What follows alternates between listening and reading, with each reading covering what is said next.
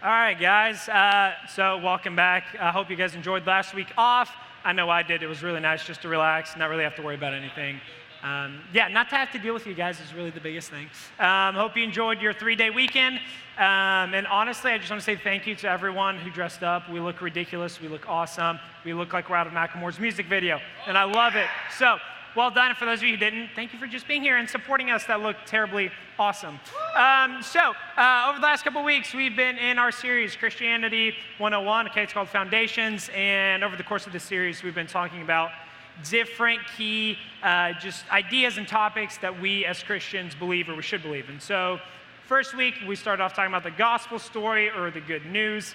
And then our second week, we talked about the Trinity, which is the concept of God being three in one. And kind of the conclusion we came to that was that each individual person of God is important for our salvation. And then last week, we talked about the incarnation, which is just the idea that the second person of the Trinity becomes fully man. Okay, so he adds an additional nature, becomes Jesus, so Jesus is fully God and fully man. And then this week instead, we are going to be jumping into the reason why we as Christians have confidence in life. Okay, so that we have this confidence that regardless of any situation, any circumstance, any negative thing that happens in your life, we can confidently face everything, even death, knowing that we have hope in an eternity. So all of that confidence stems from the resurrection. So today we're going to look at the actual resurrection. We're going to look at what Jesus said to his disciples when he came back. Then we're going to look at what it means for us in our day-to-day lives. So if you have a Bible or a device with a Bible app, go to John 20. That's where we're going to be hanging out today. And so as you're turning there, let me give you some context of the few chapters before this. So John 18 and 19 is all about Jesus' arrest, his betrayal, his abuse and mockery and trial, and then eventually his crucifixion, okay? And so then John chapter 20 kind of kicks us off into the resurrection. But some very important detail for you to know is that when Jesus was when they laid his body in a tomb, okay? So his own version of like his tombstone, okay? So they put him in this giant tomb back then. And this tomb would then be covered by a giant rock, okay? And so like when you think giant rock, I don't know how big you think, but these rocks back then were anywhere between 1 to 2 tons, so about 2,000 to 4,000 pounds.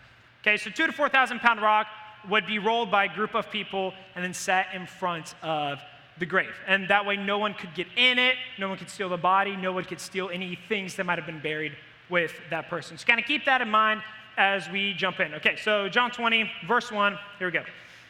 Early on Sunday morning, while it was still dark, Mary Magdalene came to the tomb and found that the stone had been rolled away from the entrance. And she ran and found Simon Peter and the other disciple, the one whom Jesus loved.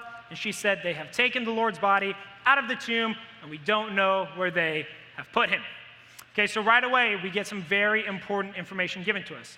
So we have this girl named Mary, who was one of Jesus' followers. She is going to the tomb early on Sunday morning. Okay, and if you look at verse 2, it says that they had like gone and told the disciples, and this is referring to a group of girls. So there was more than just Mary, there would have been a group of girls with her, and they were going to the tomb to kind of prepare Jesus' body for his final burial. So when he had died on Friday, because of the Jewish Passover that was about to happen, they didn't have time to fully prepare his body for burial. So what they had to do is they just had to quickly wrap him in some cloth and then lay him in the tomb. And their goal was they would come back Sunday morning and kind of finish up that process before they steal Jesus back in that tomb. And so when they get there, the stone is rolled away, okay? And this freaks Mary out. You know, it's kind of like if you and I were to go visit someone's grave, and we get there, and then the casket's like up out of the ground, and it's open, and like the body is gone, right? Like she freaks out. And we're told that she runs back, and she tells John and Peter about this. So anytime in the book of John, when it talks about the disciple that Jesus loved, John is referring to himself. Okay, so Mary runs and tells Peter and John, and what she tells them is they stole his body. And so who she's talking about is the Pharisees. So she believes the Pharisees, the religious leaders that kind of put Jesus on trial and persecuted him, she thinks that they have stolen his body, just kind of as like a final revenge act. See, it doesn't make sense to them that someone who was dead could come back to life, much less roll away a 2,000 plus pound stone from in front of the grave. Okay, so let's keep reading. It says, Peter and the other disciples started out for the tomb, and they were both running, but the other disciple outran Peter and reached the tomb first. He stooped and looked in and saw the linen wrappings lying there, but he didn't go in. Then Simon Peter arrived and went inside. He also noticed the linen wrappings lying there, while the cloth that had covered Jesus' head was folded up and lying apart from the other wrappings. Then the disciple who had reached the tomb first also went in, and he saw and he believed. For until then, they still hadn't understood that the scriptures had said that Jesus must rise from the dead. And then they went home. Okay, so once Peter and John hear about this, they start running out towards the tomb. And we're told that John gets there first, but he doesn't go inside. Okay, he kind of just stops and peeks in. Okay, and then Peter finally catches up, and Peter's the first one to go inside. So it says that John lets Peter be the first one to go in. And this is because even among all the other disciples, Peter kind of held this role as being the leader. Okay, so he was the leader, he was the voice of the other disciples. And so even in a situation like this, where the person that they've been following, they run to the tomb, even though John gets there first, he lets Peter go in before him. Okay, and once they get inside, they see that the linen wrappings and kind of the cloth that's been on Jesus is off to the side. Okay, so there's a couple things with that. First of all, okay, if someone had stolen the body, do you not think they would keep the sheets on the body? Right? Can you imagine the picture of a couple people running off with a body with nothing on it, just literally a dead body running through the streets? Clearly someone's going to stop you and be like, what are you doing, right? So you would probably keep the sheets on to hide the body. Also, no one steals a body and then decides, I think it looks kind of messy in here. Let me just stop for a second, mid-stealing body, wrap up the sheets, fold them nicely in a little square, and then kind of put them back on the shelf. Okay, no one does that, right? If you're in there to steal a body, you grab and go. You don't take your time to kind of fold things up. Okay, but the verses say that happened. Okay, and also we're told that the men didn't understand what was happening until they saw. Okay, so it's not like John and Peter kind of had this idea that they were coming up with of we're going to kind of think through that Jesus is going to come back from the dead. They literally had no idea. They didn't understand. They thought he was dead for good until they saw the tomb. Okay, and then lastly, it's super, super important that both Peter and John were there. See, back in Jesus' time, evidence that was admissible in court, you had to have at least 2 male witnesses. Okay, so for anything to be counted as real evidence in a court of law, there had to be at least 2 male witnesses. Okay, so for this event, we're told we've got Peter and John there, so 2 male witnesses, plus we've got the group of females. Okay, so we've got enough evidences that enough witnesses that this evidence would have been admissible in court. Okay, now at this point, if I'm Jesus, okay, I'm picturing, what am I going to do next? Right, here we are, you're Jesus, it's been 3 days since you've died, you're getting back up, you got a brand new body, you're pretty upset about what these people have just done to you, and oh, by the way, you're God, so you can do anything, okay? So if I'm Jesus, I kind of know what I would be doing, and it would kind of look something like this. Take a look at a second here on the screens. We're going to have a video clip pull up. This is kind of what I would be doing here. Oh, there's also some gunshots, so it's just on here. We're okay.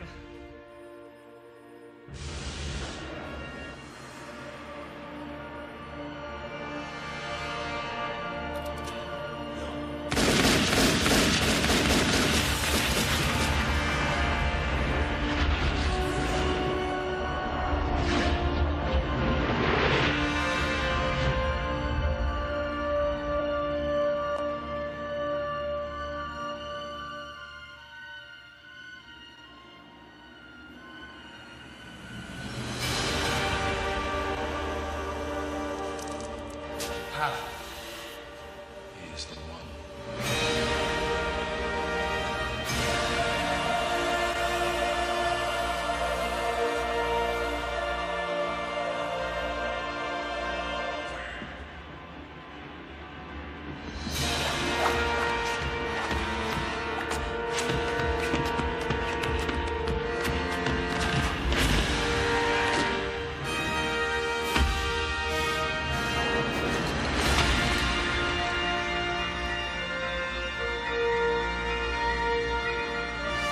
Okay, so dramatic kick and all, that would be me as Jesus, right? I'd be obviously didn't have bullets back then, but I'm picturing I don't know, stones and whatever else they're trying to throw at me, nope, throw those down and then go kick some Pharisee butt. Okay, like that would be me. And I'm pretty sure the disciples probably would have been on like the exact same page as me.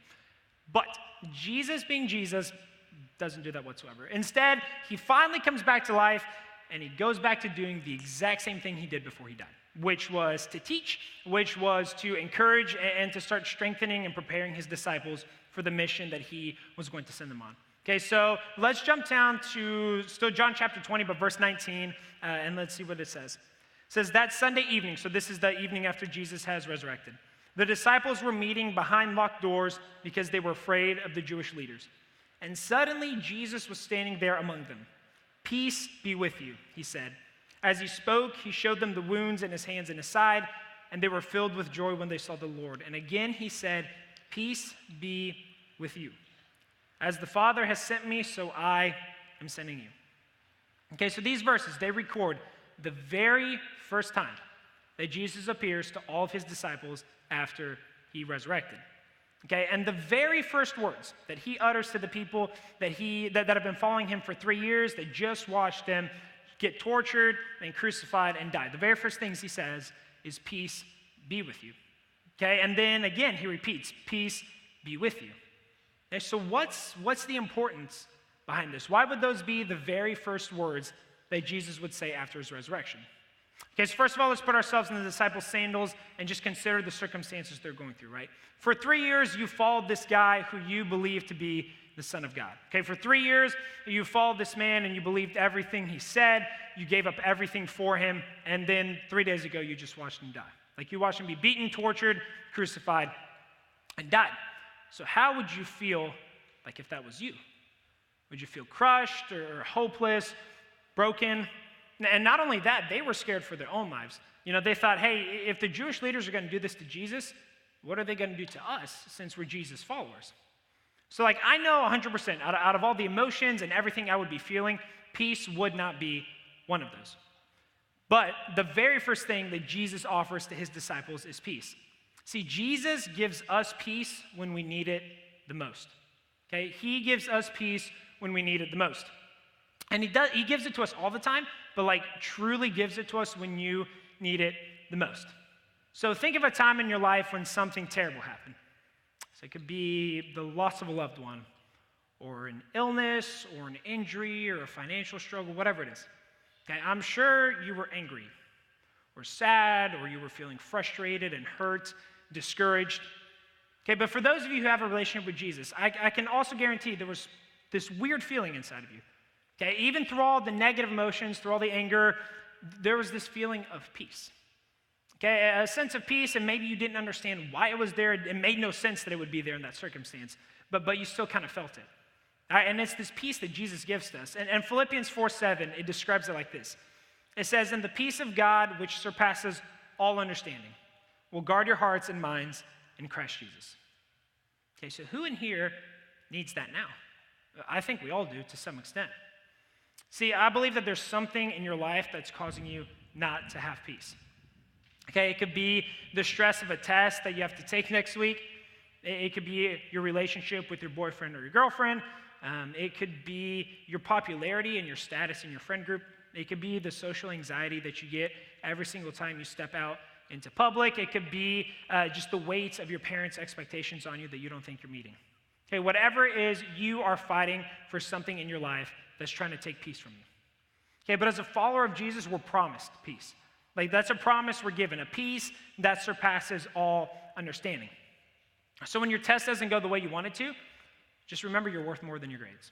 Or when your relationship goes south, you break up, you don't talk to that person again, remember you're more than your relationship, you're worth more. Or when you don't meet your parents' expectations, or your popularity kind of goes down the drain, remember you're worth more. You're worth more than all of that. See, and here's the big thing. Jesus' peace, okay, his peace that surpasses all understanding, surpasses all of your problems. Okay, Jesus' peace that surpasses all understanding, surpasses all of your problems. It's so big, it's so incomprehensible that it overshadows all the stress and all the negatives in your life. Okay, now, while that sounds nice and all, I'm sure that you're kind of thinking through this. Like in the middle of those tough moments, is peace really like the first thing that comes to your mind, right? Like how do I know that this peace is genuinely available? And Josh, how can you convince me that during the loss of a loved one, during an illness, during a failed relationship, how can I go through all that and face it with peace? Okay, so hear me when I say, look, I know it's not easy, right? I'm not trying to discredit your feelings. I'm not trying to discredit the situation that you're in. Okay, what I'm trying to communicate to you is that Jesus is greater than all of it. Okay, and here's why. Jesus died. Okay, like he actually died. And whatever you're going through, I'm sure you can agree with me that usually the worst thing is death, right? Like death is like the ultimate bad thing that can happen to us. It's something we spend our entire lives trying to avoid, right? That's why you're told, eat healthy, exercise, make sure you take your medicine, right? Like all of that is because we're trying to avoid death. That's what we strive our entire life to do. However, inevitably, okay, death will always find you. Okay, it always finds each and every single one of us. And just like us, Jesus died. Okay, however, unlike anyone else before him, Jesus came back from the dead. And because of the resurrection, the one final enemy that we're all trying to run away from, that we're all scared about, it no longer has any power. Okay, the instant that Jesus got up, that he took off those robes and the linen cloth that was on him, okay, the moment that he rolled that stone away from the grave, death lost all its power. And so to us as Christians, it suddenly becomes not as scary. Okay, and a study conducted back in 2010, it shows that the more mindful we are of our mortality and our deaths, the less anxious and stressed that we are. Okay, so let me repeat that again. The more mindful we are about the fact that we're going to die, the less stress and the less anxious that we feel. Okay, and so when you hear that statement, usually you fall into like one of two camps. Okay, so you can think, especially if you don't have a relationship with Jesus, of there's no way. Okay, like if I'm thinking about death, okay, death is what takes everything away, right? Like you no longer get to meet new people, experience new things, taste new foods, travel to new places, right? Like death takes all that away. And to a point, you are correct. Okay, but if you're on the other side as a Christian, okay, this statement makes complete sense. See, we know that our lives here are temporary, right? Like they're good, there's amazing things that we do, there's amazing people that we meet, there's amazing things that you can experience, but it's all temporary, and it's also little and so insignificant when it comes to comparing it to heaven and comparing to our eternity. And we know that heaven is the true reward, it's the best thing, so when we're faced with the thought of death, okay, instead of being anxious or worried or just like paralyzing us, okay, there's that weird sense of peace, okay, that you kind of have through all of that. That's that peace of Jesus. Okay, so as you go out this week, okay, here's what I want to challenge you with this question right here. If Jesus defeated death, what are you afraid of? Okay, so if Jesus defeated death, the one thing we're always striving to run away from, if he defeated death, what are you afraid of? Like, what can you be afraid of? Because if the resurrection is real and Jesus is real and he's alive because of his resurrection, and as a follower of Jesus, we're promised eternal life, what can you be afraid of? Right? So, and I want you to take that confidence and go out boldly this entire week into every area of your life. So when you're hanging out with your family, okay, love on them and be confident in that peace. Or when you're trying to start a conversation with your friend about Jesus, or when you're inviting someone to church, when you're doing something as simple as holding the door open for someone at the grocery store. Okay, be confident that you have this peace of Jesus. See, whatever it may be that you face, don't be afraid, because Jesus defeated death through his resurrection so that we could have peace. Okay, let's pray.